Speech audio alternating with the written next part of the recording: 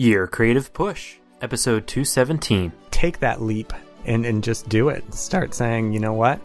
This is who I am, this is what I'm going to do, and let's get it done.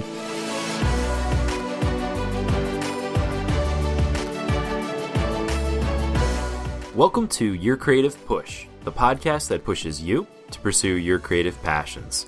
I'm your host, Youngman Brown, and my guest today is Shane Madden. Shane is an award-winning illustrator and cover artist from Toronto, Canada. He has illustrated for books, magazines, and games, including New York Times bestsellers. He participates in workshops, online communities, and he teaches illustration at a college level. And Shane is also the founder of the Illustration Lighthouse. Shane, welcome to the show. Thank you so much for having me. I'm very happy to be here today. Oh, dude, very, very happy to have you.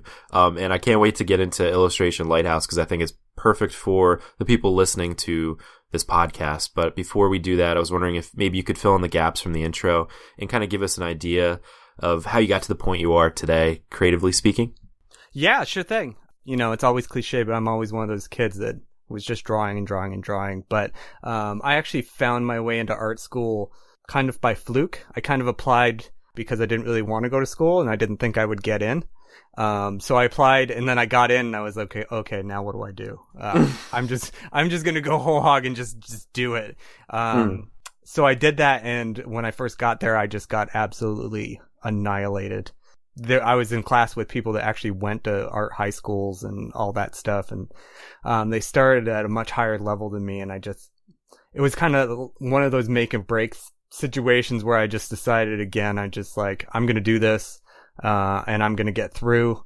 And I ended up graduating with awards and at the top of my class coming out. And then I don't know if people know, but I'm actually trained as a technical illustrator. A lot of people don't know what that actually is, but my background is actually in doing things like anatomy textbooks or instruction manuals and things like that. And then from that point from school, I worked in some studios, working my way up to running studios and hiring people, freelancing on the side, doing all that kind of stuff, working in all kinds of projects from machine parts, doing, landing gear for aircraft to, again, medical drawings, that sort of thing.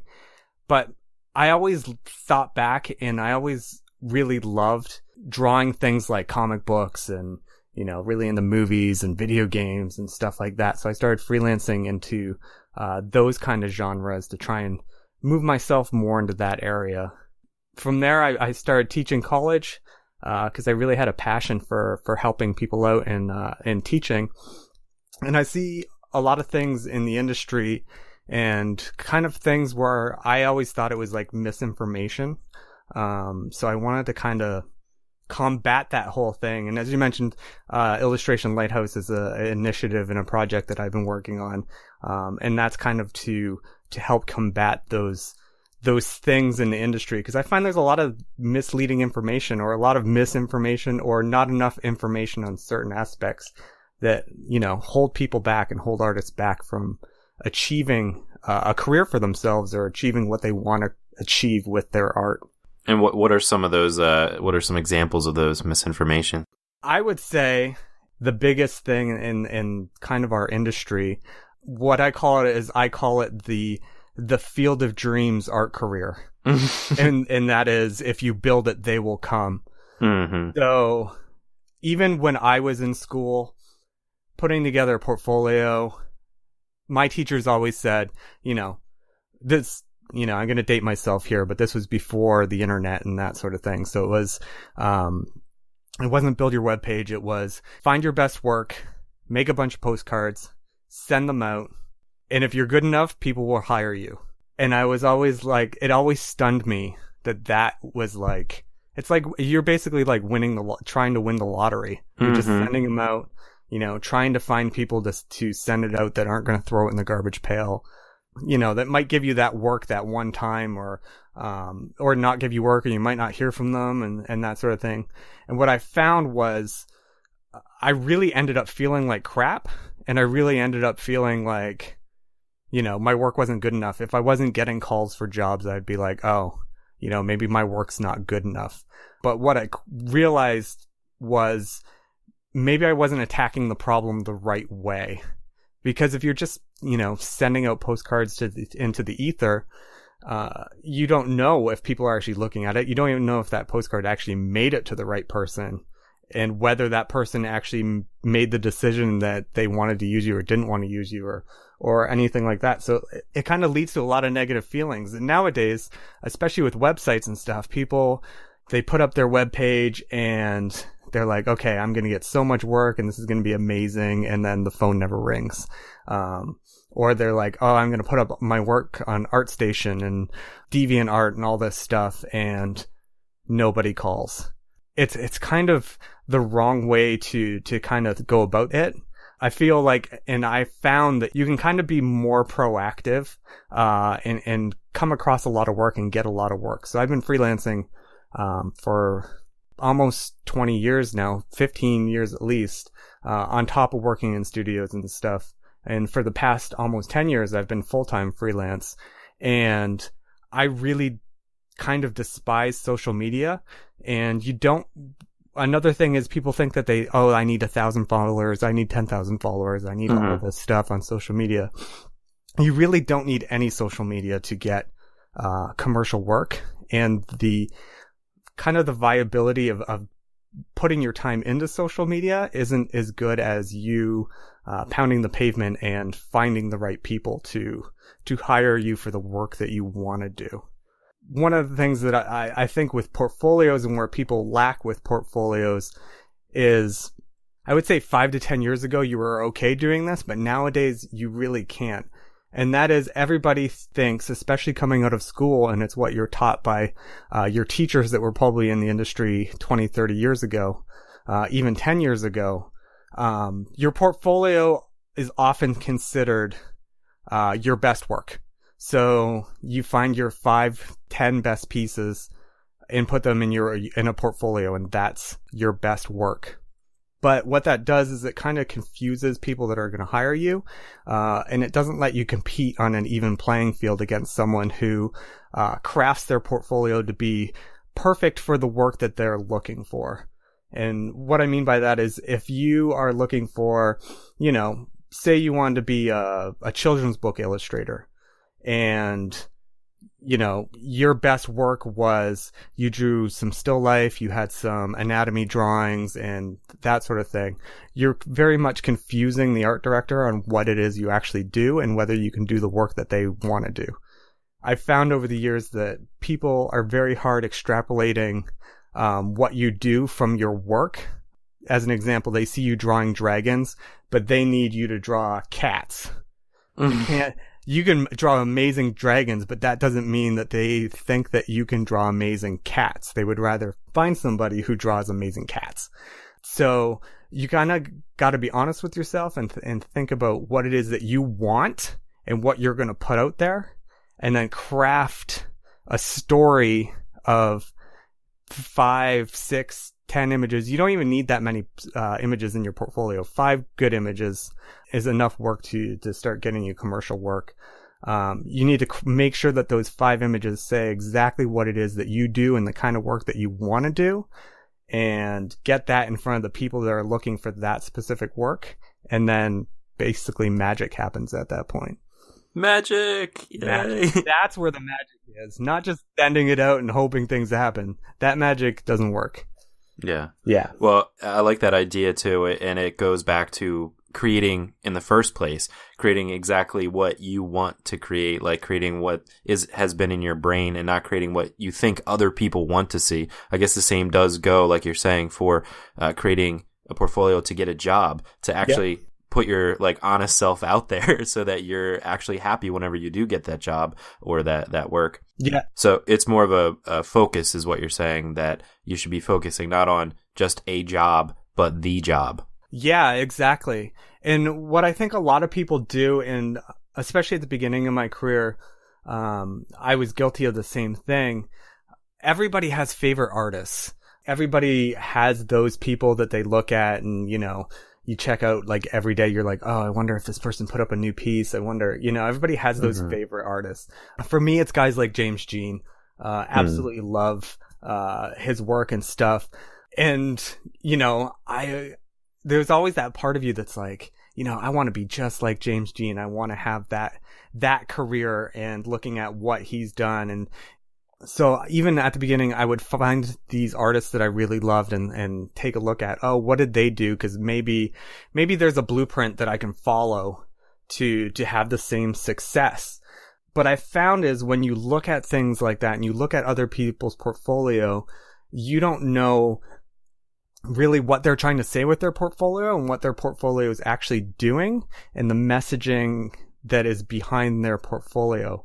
So if I am a beginning artist and I'm looking at someone like James Jean, for example, his portfolio is more just showing you his work. It's not necessarily him trying to get work. At this point in his career, he gets work. He gets probably more work than he needs. So his portfolio isn't that. And if you look at his portfolio and you're like, okay, I need to craft something like that to get work, it's not going to get you work, because that is not what that is. You know, there's tons of artists out there that are amazing and they're incredible, and they just put up work and they get discovered and their careers blow up like gangbusters. And that's amazing. It does happen. It does work. But I would venture to say that for 60, 70, maybe even 80% of the people that actually work in like the commercial art industry aren't discovered like that and don't have the big name recognition of some of these artists. Case in point, go to any Pixar movie and read the credits where there's literally hundreds and hundreds of artists that worked on these movies, and you probably wouldn't recognize any of the names. But these are people that made careers for themselves and do what they love and do all that kind of stuff, but they might not have the fame or the name recognition that some people have. Again, you kind of got to decide what it is that you want. Do you want to get followers? Do you want to have that fan base, or do you want to have a career that makes money and pays the bills and lets you do something you love and that sort of thing? Because, you know, everybody only has 24 hours in a day. You have to invest that time wisely in what it is that you want. Do you want to waste your time on social media? It's not really wasting your time, but do you want to spend your time on social media to gain followers versus spend that time looking for work to pay the bills and that sort of thing? Because you can get followers and sell them products and have them buy into your own intellectual properties and all that kind of stuff. And that's great. And that works for some people, but other people really just want to, you know, find an art job and work and pay the bills and spend their time creating. They don't really necessarily want to do the other stuff. So, you know, there's different strokes for different folks. And again, you got to be truthful with yourself on what it is that you're actually looking for and what you're actually trying to accomplish. For sure. And I definitely want to get into the idea of social media. But before we move on from this, the one thing I was just thinking about was that I totally agree with what you're saying about kind of building a specific portfolio as opposed to building this like broad portfolio to kind of, for lack of a better term, like not show off, but to, you know, show what you're capable of, like in many different facets. Right. But when you're talking about making it more of a specific portfolio, I would imagine that the temptation is to include different stuff, more of a wide variety of stuff, because when you put in those specific pieces, I feel like maybe some people would say, well, this is just kind of the same thing as the other 4 things I have in my portfolio. So how do you kind of get past that idea of, you know, it's kind of the same thing, you know? Yeah, I mean, there's definitely something to having kind of a variety of things, but they all kind of need to tell the same story. And just as 2 examples that come from my head of guys that are doing one thing very well, but kind of in a different way. One would be Noah Bradley. He's a fantasy artist, and if you go and look through his work, he specializes in environments. So he's kind of carved out a niche for himself. So he has become the environment guy.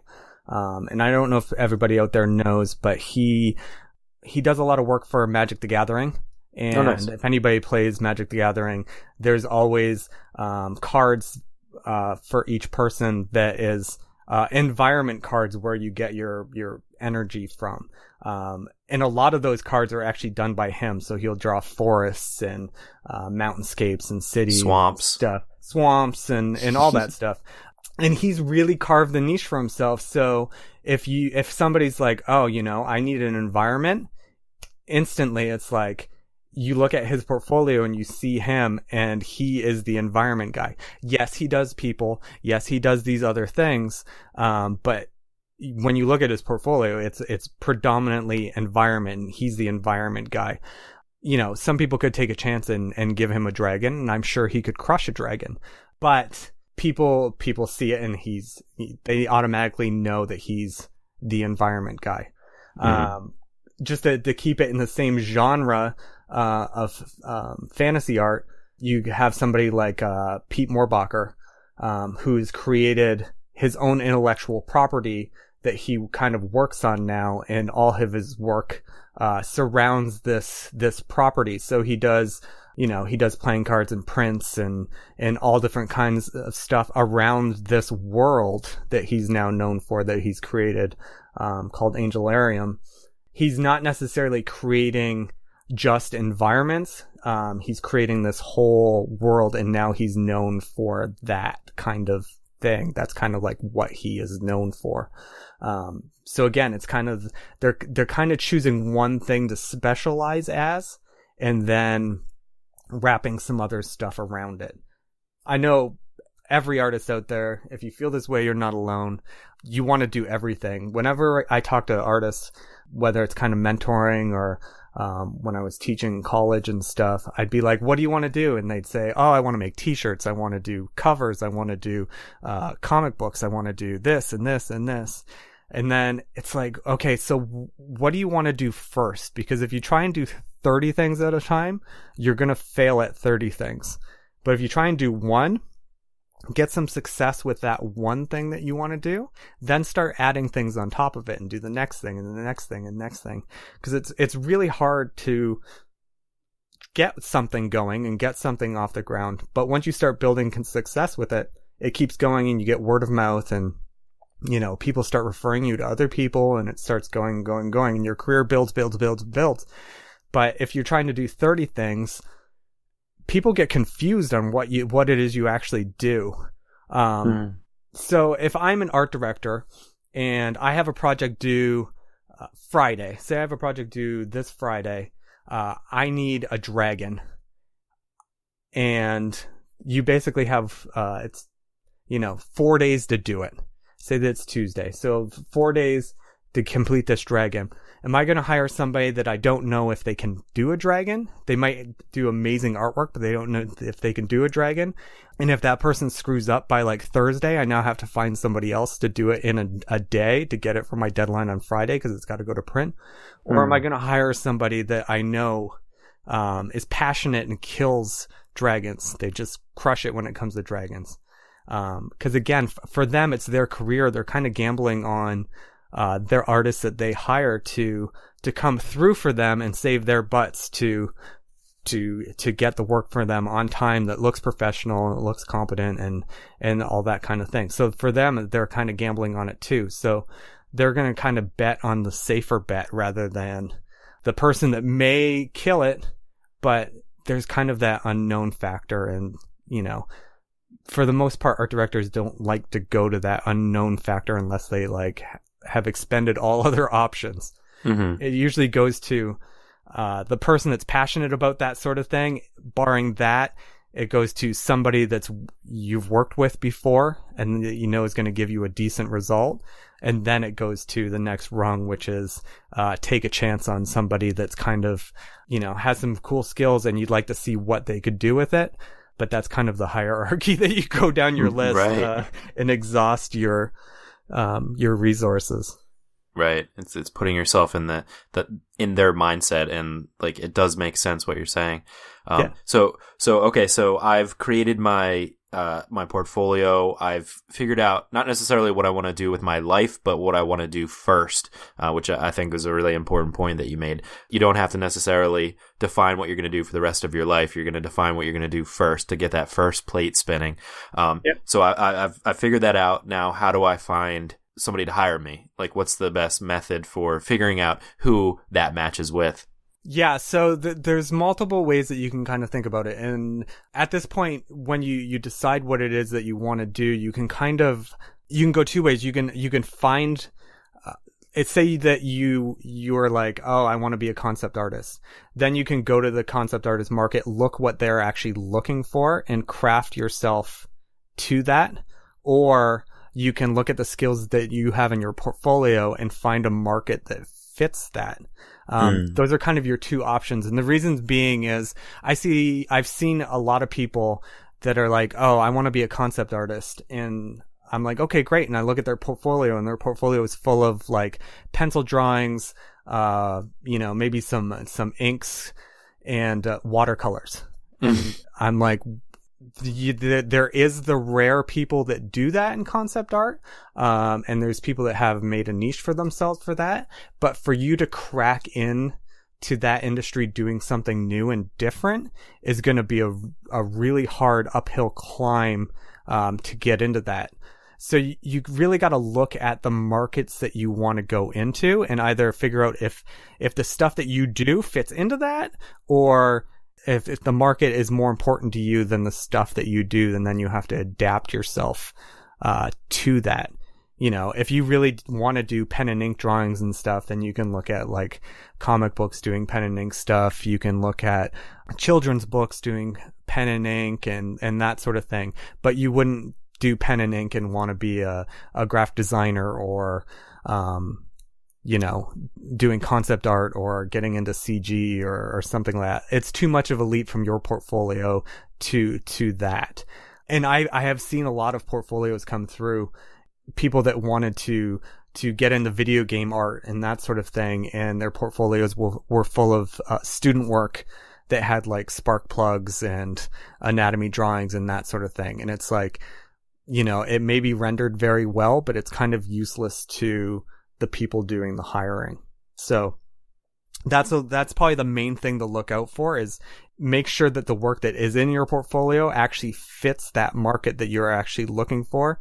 And then it really comes down to getting your work in front of the right people and fostering the relationships with those people. People tend to hire their friends and people that they're kind of friendly with and that are kind of in their circle. So you want to find the people that work at the places that you kind of want to work with. Look at what the kind of work that they need and what they're actually looking for. Put yourself in the position that you are that person and they can, kind of take a chance on you. And it allows you the opportunity to start asking them questions. And if you find an article, say that you know the art director at Electronic Arts, or the art director at Scholastic Books or something, and that they're really into, I don't know, the new Guardians of the Galaxy movie, and you see like a bobblehead from the Guardians of the Galaxy movie, send it to them with your business card taped onto the back of it or something. Get something that makes you memorable and kind of make yourself stand out. The reality is, if you are just going to post your stuff on ArtStation or something like that, and you give somebody a link and say, hey, go check out my work on ArtStation, what you're actually doing is you're actually sending them an open door to go look at everybody else's work. Because it's very easy for you to go to that person and be like, oh, what's over here? I like this person's work. Oh, these thumbnails over here. Same thing with your portfolio if you have your own website and you have links on your portfolio to your Facebook and Twitter and all that stuff. People will be like, oh, I'm going to check out their Facebook. Oh, what's Karen doing? Let's go check. And then they're gone. Right? It's just the reality that people do. So there's ways to kind of like, you push them into your kind of like closed world.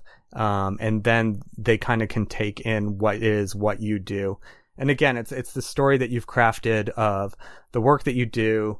Obviously it needs to be at a certain quality level, and getting it in front of the right people. A lot of times you don't hear things right off the bat.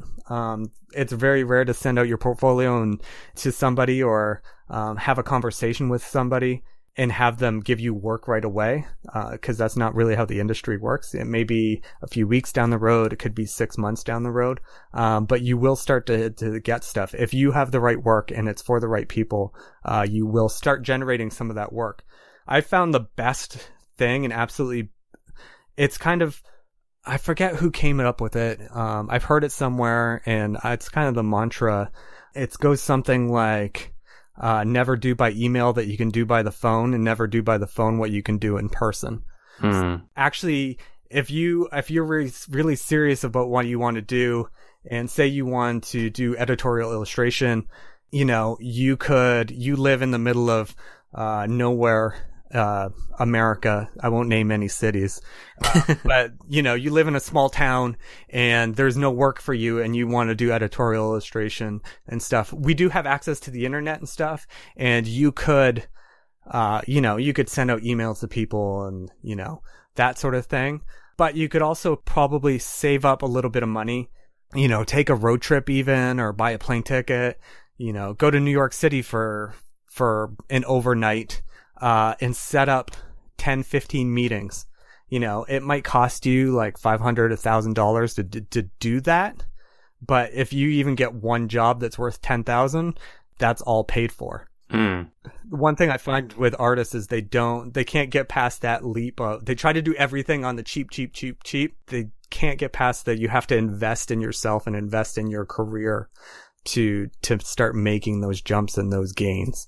Yeah. Dude, and I think that's something that scares not just creative people, but just humans in general, is that one-on-one personal interaction and actually kind of setting like up a trip like that, because it really defines yourself. You've really kind of, once you put money on yourself, like you've bet on yourself a little bit and you've invested into yourself, and then you actually physically go somewhere, you're really defining what you want to do in life. You know what I mean? And then if you get that rejection, it's like, it feels like even more of a failure. So I think that's like what makes it really scary for people, but you really do have to put yourself out there. And like you said, that personal one-on-one interaction, you will stand out so much more than just a phone call, and so much more than just an email that will probably end up in the trash anyway. Exactly. So to put yourself on a better level in that way. Yeah, and I've really found that if you put yourself into that situation, you're more likely to get out of your element and talk to people.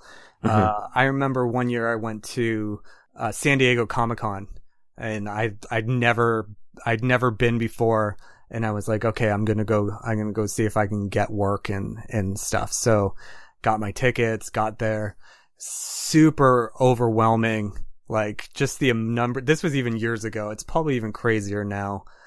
This was years ago.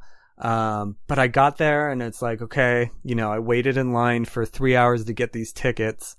I have my portfolio in hand. Like, I can't just, waste the day walking around and doing stuff. Like, I spent money on it. This is like, I have to do this. It's go time. Yeah, exactly. It's like, Eminem 8 Mile. Yeah. And you kind of get pumped and you kind of do it, and you actually find people, especially other artists, love talking about art, and love talking about like-minded individuals and that sort of thing. And it becomes easy, and the more you do it, the easier and easier it gets to talk to people about things.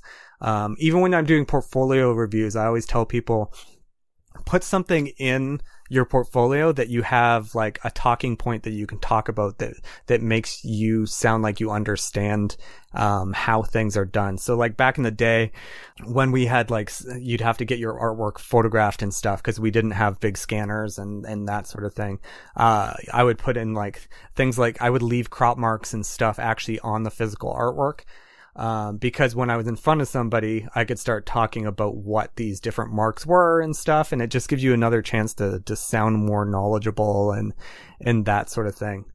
What I've really found is, and it's kind of weird, and I've talked to a few friends about it, but like high school in people's lives is so scarring that it's just like it causes so many issues.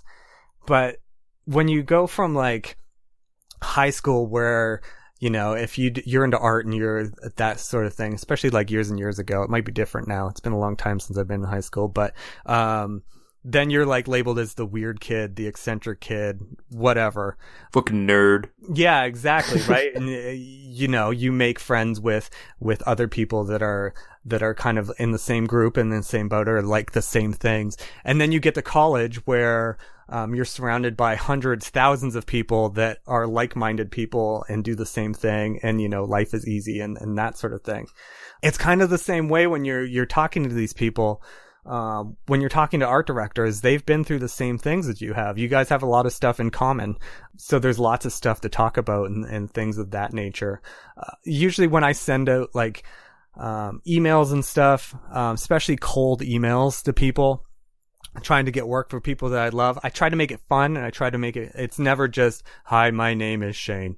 Look at my portfolio here. Would love to work with you.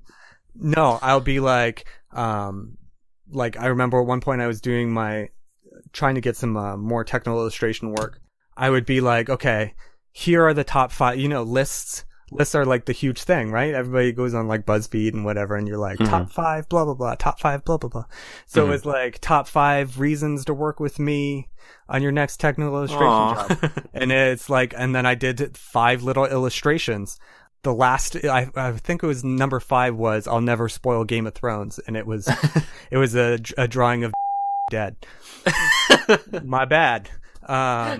Spoiler alert, people. Sorry. I'm gonna have to bleep that out, man. Yeah, I know. So yeah, you know, it's a way to make it fun and way to make it stand out. I live around the corner from Ubisoft Toronto, and I had talked to some people one day, and it was like sitting in a restaurant, and I overheard them. They were talking about this guy that came in looking for a job, and he was dressed up as a stormtrooper, and he actually just showed up. He didn't make an interview or anything. He showed up and brought his portfolio and pretended to be a stormtrooper delivering like Death Star plans or whatever.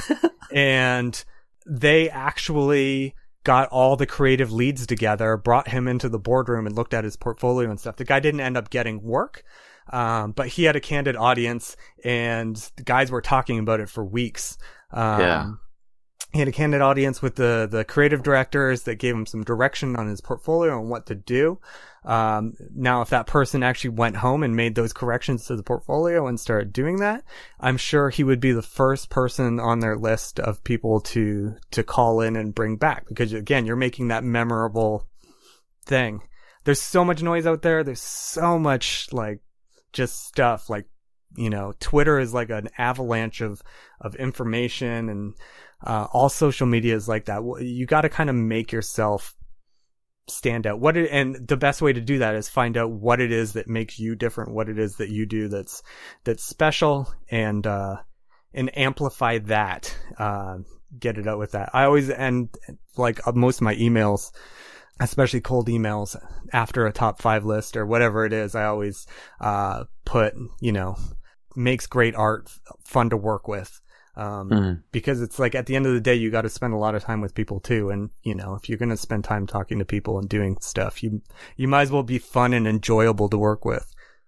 Yeah, I'm very inspired by all these stories, and it makes so much sense, like, to just be able to put yourself out there, and find a way to make yourself stand out, regardless of kind of how you're communicating, whether it's in person or through email. I like that top 5 list. That's like such a brilliant idea to stand out and not just send this, like, you know, standard email that you copy and paste and send to all of the other, you know, to everybody, because that's just like super easy to see through. Yeah, exactly. It's like, oh, you just sent me this and 100 other people. I've actually gotten emails when I was hiring people where you could actually see the CC list of the other art directors that send to. It's like, oh yeah, delete. Delete. Yeah. The other thing too is, like, I guess if you do that, that's fine. But if there is a job or a particular thing that you really want, spend that extra, you know, 30 minutes to like write a personal letter to really define why this is so important to you, it will make you stand out for sure. And just as a side thing, always make sure your email address is something appropriate. I've actually seen people send out emails trying to get work for things like Nirvana Lovers 69 or I saw one time that was Climax Giver.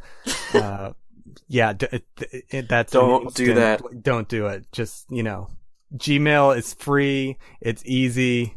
Your own name. I see a lot of people, especially in the days of the internet. This happened probably a lot. I don't know if a lot of people still do it, but even people use a lot of like aliases and nicknames and stuff like that online for things. But when it's your own work, a lot of people don't correlate your name. So if you send somebody something with their name, with your name on it, but you're posting things online and under an alias, it can get really confusing to people.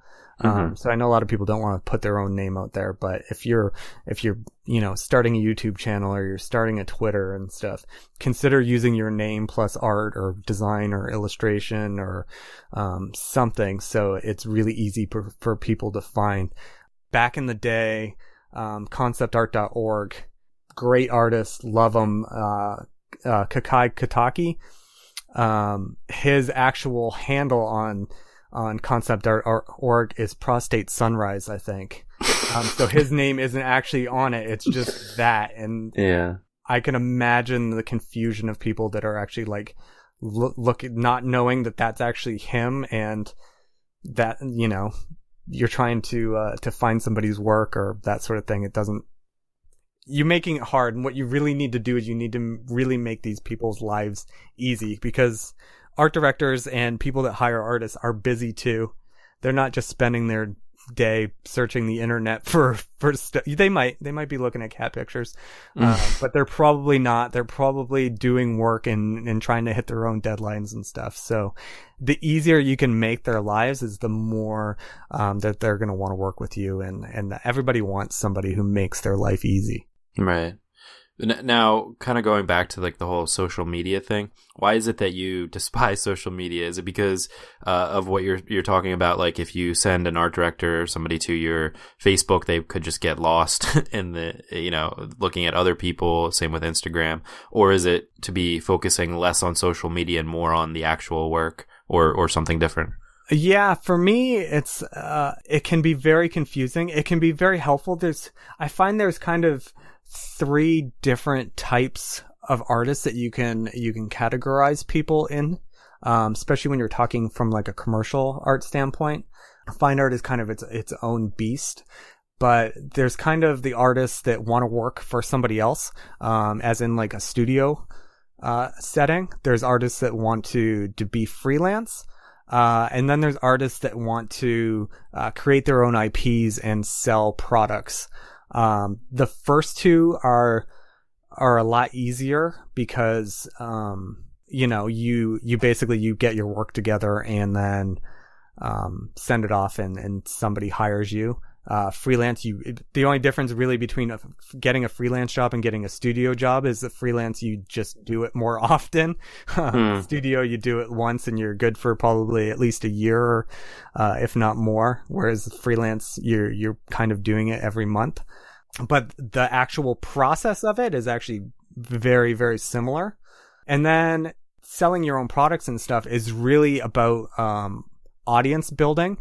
And I find a lot of people build their audiences through getting studio jobs and doing freelance stuff. Case in point is like comic book guys. So they will try to get on with.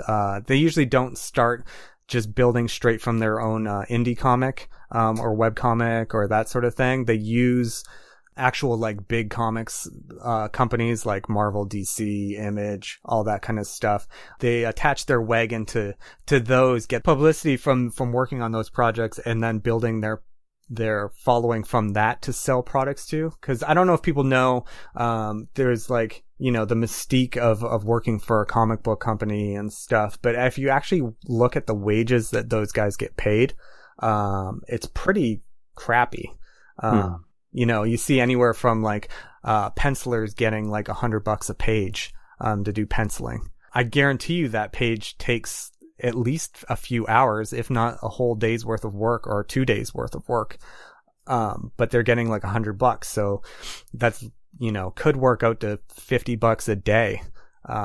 Which at the end of the month really isn't that much. If you work 20 days, at $50, you're making $1,000, which, doesn't really keep the lights on in most places, or food in your belly, or if you have a family or anything else, it doesn't work too well.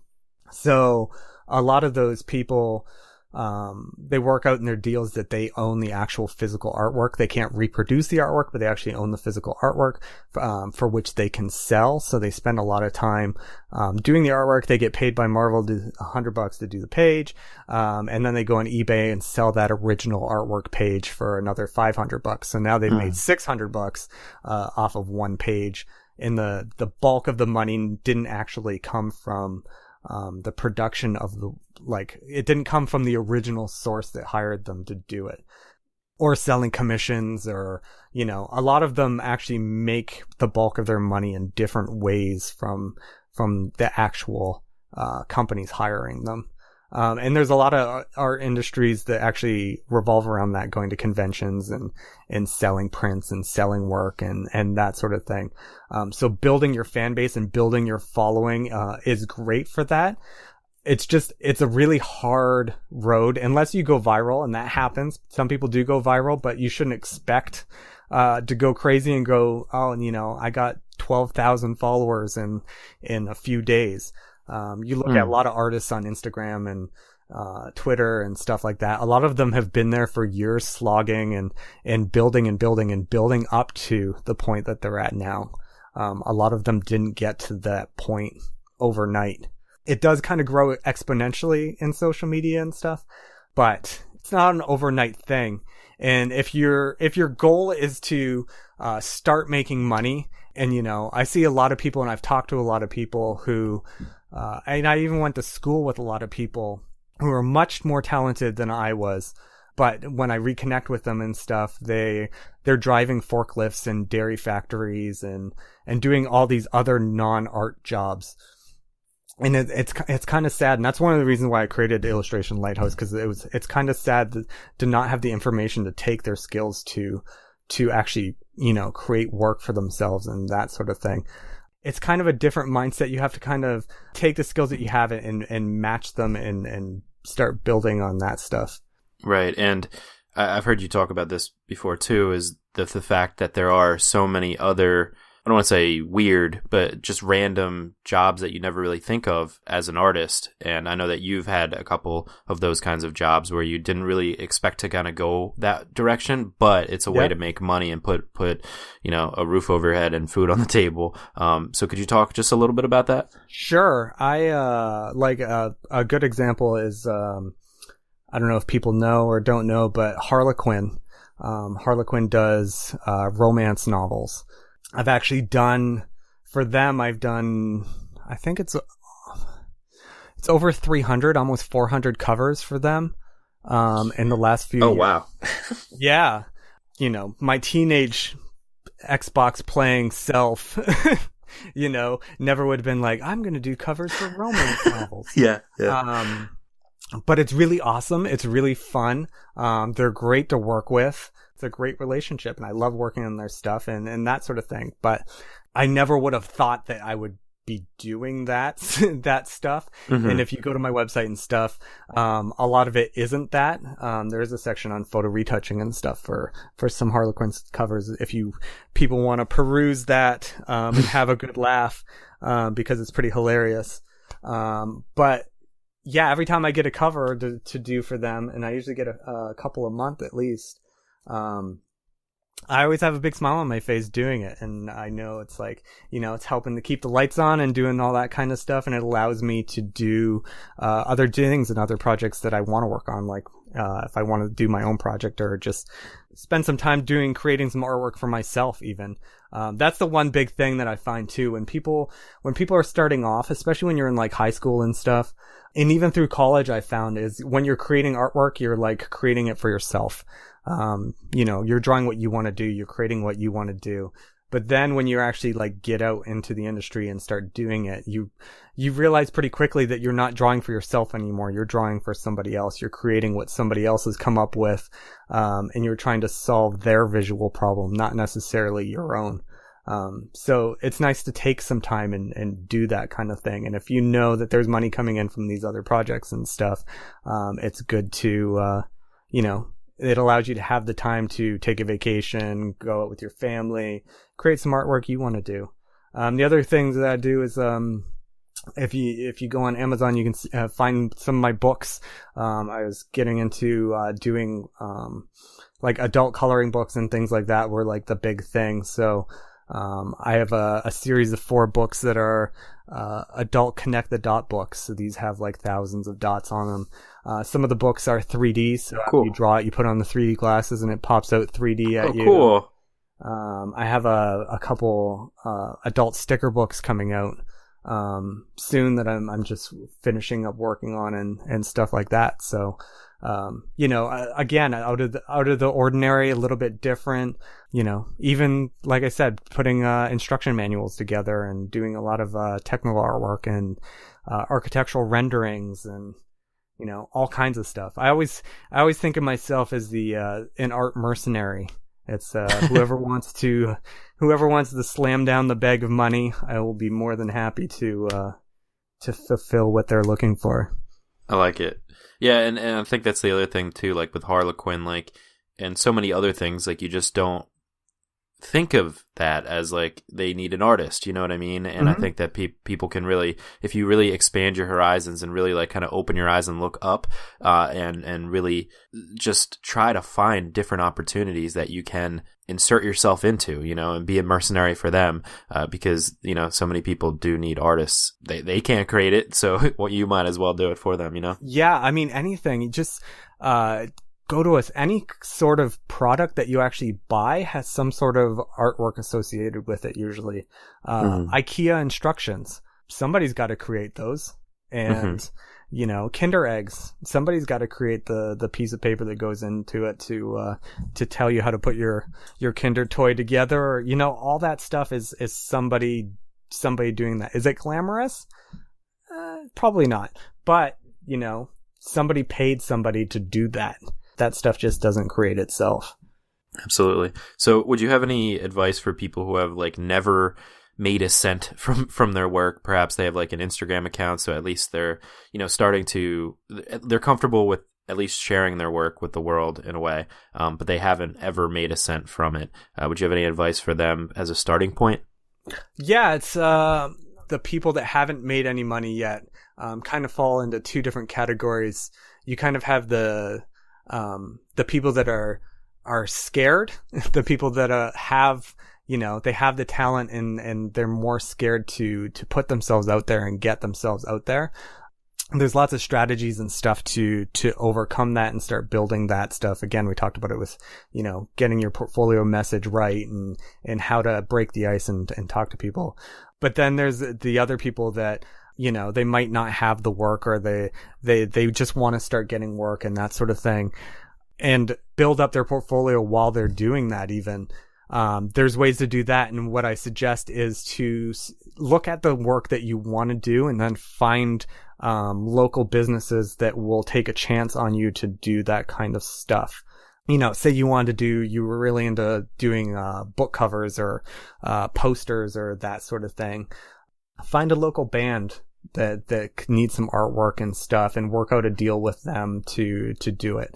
I usually don't like telling people to do free work. I really hate, but if that's what you have to do, I guess you could, as long as you get something out of it. And publicity isn't something. What I mean is, go to your local print shop and work out a deal that maybe you could do some artwork for them and they will print you free business cards or they will print you free postcards or something. So it's more kind of bartering, especially starting off. That can be a great way to get stuff. And when I was starting off and even later on, I would barter. I remember one job I got and the computer that I was using at the time wasn't powerful enough to actually do the job. So I somehow bartered them to actually buy me the new computer so that I could complete the job for them in lieu of them paying me for it.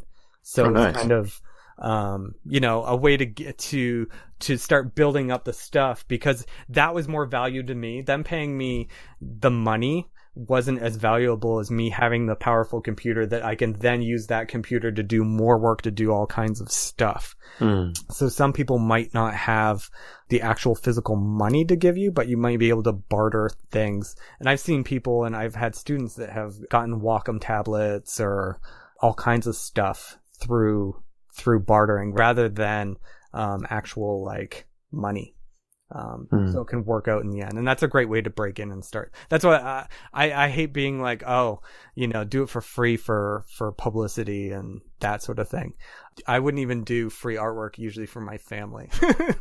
I just think it's like, at some point you realize that you're a professional and your time is worth money, and you just doing it for free, that's not cool. Now I'll draw for my kids, but like if my brother called me up and was like, oh, I need this, I may not charge him the full amount, but at least there needs to be something in that, because a lot of people, especially the worst clients, are the clients that pay you the least amount. And there's a rule. It's like 80-20. 20% of the people are responsible for 80% of the work. So 20% of the people are responsible for 80% of how much money you make. 20% of people are responsible for how many headaches you have. And I find it's like the people that don't pay you are the people that complain about things. And, you can sit there and be like, but you're not paying me. But the reality is you took the job and you need to do it to a certain level and do it right. That trumps how much money that they're actually like paying for you. I find a lot of people, and I get them all the time. You get emails and stuff, and you put your stuff up on DeviantArt and stuff, and you get tons of email. I get tons of emails every week asking me to work for free on projects for publicity, or, I'll give you $100 for this. I'll give you $100 for that. At the end of the day, those are the people that complain more about what you're actually doing and like taking more than their $100 worth of value from you, that you're just probably better off just being like, no, and just say no, just say I'm too busy. Even don't even say no, just say, oh, I'm too busy right now. I might be able to fit it in down the road or that sort of thing, rather than just saying no, or, it's an easy way to let them down.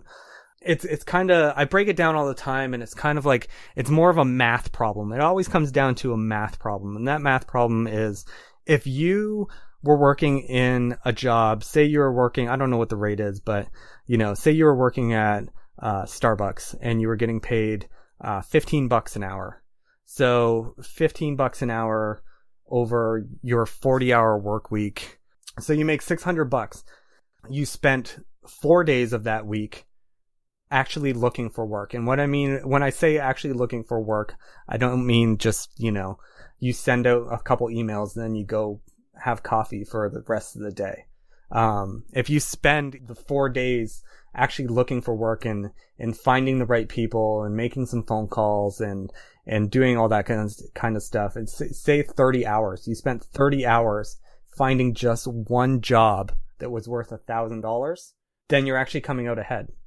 And if you actually sit down and spend 30-hour work week looking for work, I can almost guarantee you'll get at least a job that's worth at least $1,000, if not more. Even if you got 2 jobs that were $500 and you spent the last day doing the actual work, you're still coming out $400 ahead.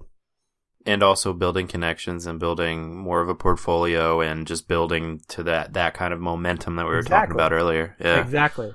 So if you're just like, if you're spending your 40 hours working in a job that's even not creative, even if you took a junior position working in around a studio, around people that are doing artwork and doing the creative stuff rather than doing something that's totally unrelated, you know, everybody comes home at the end of the day and you're like, okay, I'm going to spend the next 4 or 5 hours doing artwork. Yeah, that doesn't happen. You spend the next 4 or 5 hours eating and watching Netflix or perusing Facebook.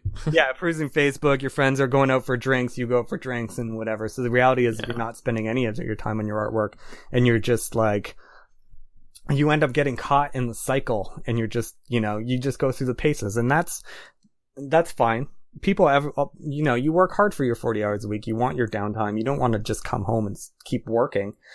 So I always suggest, you know, get those studio jobs. Start working around the stuff that you want to do, and good things happen. I always hear this story.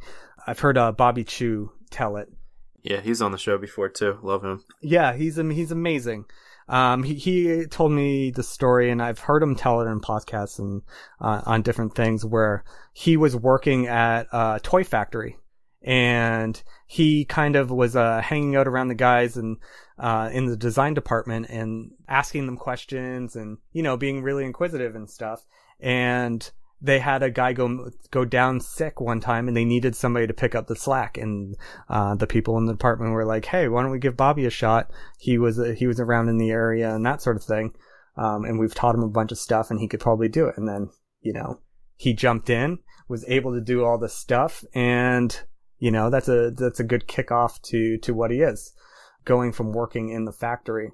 I'm pretty sure it was Bobby that I'm telling the story.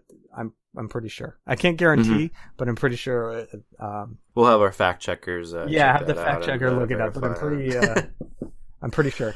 And then, he was able to, by putting himself in a position to be around what he wanted to do, was able to get him in the first person in that doorway.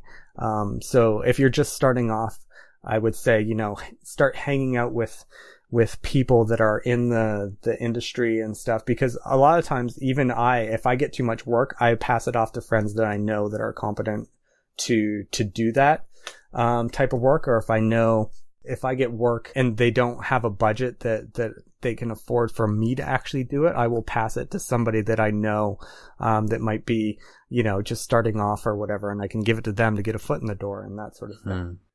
Again, people always want to work with people they know, so you got to start getting yourself into being one of the people that people know.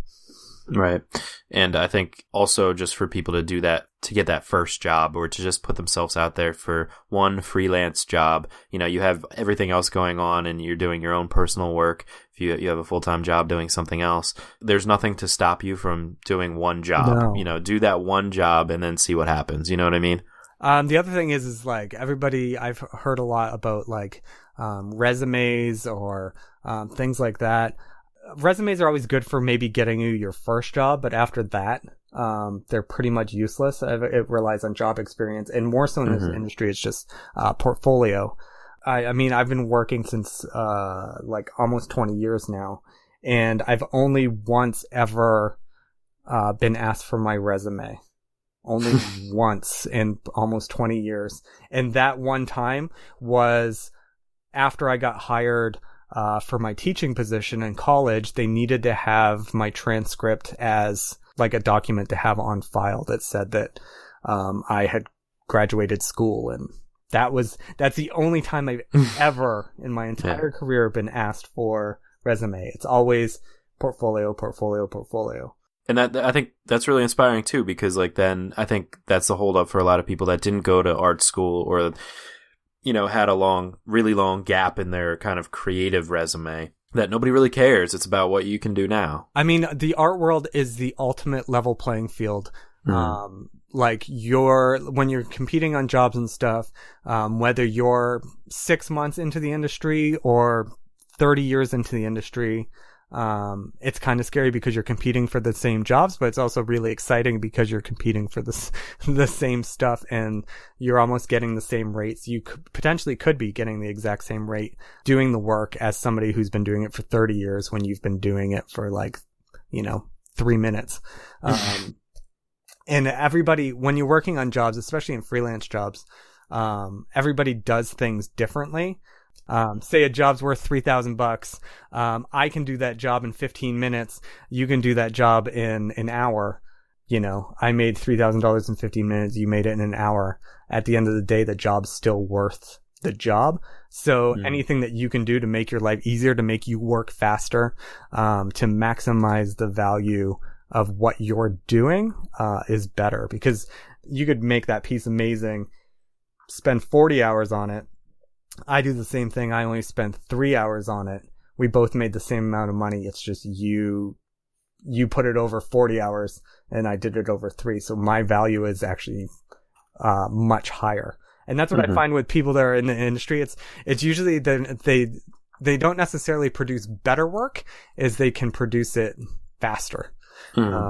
That's usually the differentiation between a guy that's been doing it for, or girl that's been doing it for 10 years versus one that's fresh out of school. It's the amount it takes to actually do it, and they're actually maximizing the value that it actually is. All right. So before we let you go, can you tell us a little bit more about Illustration Lighthouse and kind of what people can expect from it? Yeah. So again, I created Illustration Lighthouse because I was really tired of seeing super talented people and not being able to take that step through lack of knowledge. If you build it, they will come, and they don't come through all that stuff. So I teamed up with Mitch Bowler from Pencil Kings, and we put together a program called Illustration Lighthouse. It's kind of 3 facets on it right now. The first one is we put together a little book called the 20 Unbeatable Art Markets, which are kind of, they take the different art markets, because one thing I found with special people starting out is people don't know what they want to do. They say, oh, I want to be an artist, but they don't know the different facets. So this takes 20 different categories, whether it's technical illustration or concept art or production artists. It breaks down what each one is, gives a couple examples of what it entails to work in that industry, tells you kind of price ranges of careers in that, whether you're in the studio or freelance. It tells you whether it is a studio job or a freelance job predominantly. And it also gives you some tips on some side doors on how to break into that industry. I always advocate going in the side door. Go where no one else is going. Don't try and storm the gates with the other thousands of people. Try to knock on the side door and get yourself in that way and differentiate yourself. Another facet is the crafting your portfolio. I know a lot of people really struggle with portfolio, and a lot of people spend and waste a lot of time putting together portfolios. I've seen people spend years putting together a portfolio, and they're thinking, oh, I'm not getting work because my portfolio is not ready, and that sort of thing, when you can make small little tweaks to tweak your portfolio and get it going. So I kind of have a 5-step process to get your portfolio to be your perfect portfolio, like we talked about. So it's your portfolio that tells a story about what is your strengths are and what it is that you do. And there's kind of a set way to do it. So I kind of think of it as you can kind of craft your portfolio in probably about a month, 2 months tops, to kind of fit that is, even if you work on it at night. I'm not talking if you work on it full time, you could probably to complete everything in under a month. To have that perfect portfolio to start getting you work and stuff. And it also involves portfolio reviews, and you can work with me, and I will give you tips and look at your stuff and tell you which way to go and that sort of thing, to give you direction on how to craft that perfect portfolio that's a story of what it is you do and that sort of thing. And then we have a Lighthouse, the actual full course, where it's 6-week course with a 1-week break in the middle, and it leads through the steps exactly like Youngman you were doing, where the first week is figuring out and strategies on to figure out what it is you actually want to do. Everything from what it is you want to create, how you're going to create it, and setting goals of what you want to actually accomplish. Week 2 is about building your portfolio, and it's kind of the same thing as what the portfolio course is in itself, but it has a little bit more information. Then it's about how to reach out to people and how to get yourself in front of people. There's a section on social media and building your social media. There's a section on working in your studio and how to make your life a lot easier and working in studio.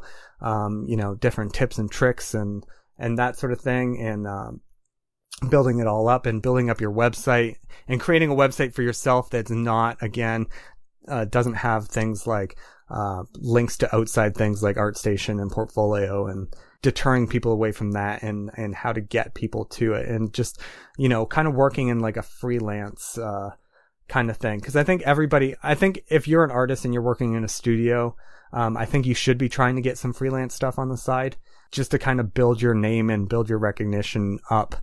So that if you ever want to move out of that situation, you have some stuff to fall back on. So that's kind of the 3 facets of the Illustration Lighthouse. And it's really meant to get people work and get people to, start making money off their creative abilities, rather than doing something else. Mm-hmm. Very cool. Yeah. And Mitch is a good friend of the show too. And I know that you have done instructional videos over there at Pencil Kings as well too, right? Yeah, I think there's a couple. I have one series that's on perspective drawing and that sort of thing, and I did some concept art stuff, and yeah, I have a great relationship with Mitch, and I've been going back and forth and doing stuff for them and creating stuff for them.